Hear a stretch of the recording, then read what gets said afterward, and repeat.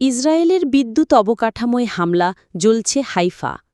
ইরানের ক্ষেপণাস্ত্র হামলায় ইসরায়েলের কেন্দ্রীয় অঞ্চলে বিদ্যুৎ সরবরাহ ব্যবস্থা মারাত্মকভাবে ক্ষতিগ্রস্ত হয়েছে। এ তথ্য জানিয়েছে Israel electric corporation IEC.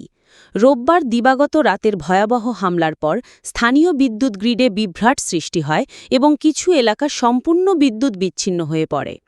IEC বিবৃতিতে জানিয়েছে, ক্ষতিগ্রস্ত এলাকায় বিদ্যুতের ঝুলন্ত তার ও খোলা সংযোগের কারণে মারাত্মক দুর্ঘটনার আশঙ্কা রয়েছে। আমাদের টিম ঘটনাস্থলে গিয়ে প্রথমে এইসব নিরাপত্তা ঝুঁকি নিরসনের কাজ করছে। একই সঙ্গে ক্ষতিগ্রস্ত অবকাঠামোর মেরামত এবং বিদ্যুৎ সরবরাহ পুনরুদ্ধারের জন্য জোর প্রচেষ্টা চলছে। এই খবর দিয়েছে অনলাইন সিএনএন। এতে বলা হয়, বিদ্যুৎ বিচ্ছিন্ন হয়ে পড়ায় হাসপাতাল, কমিউনিকেশন টাওয়ার ও গুরুত্বপূর্ণ সেবাদানকারী প্রতিষ্ঠানগুলোর কার্যক্রম ব্যাহত হচ্ছে। কর্তৃপক্ষ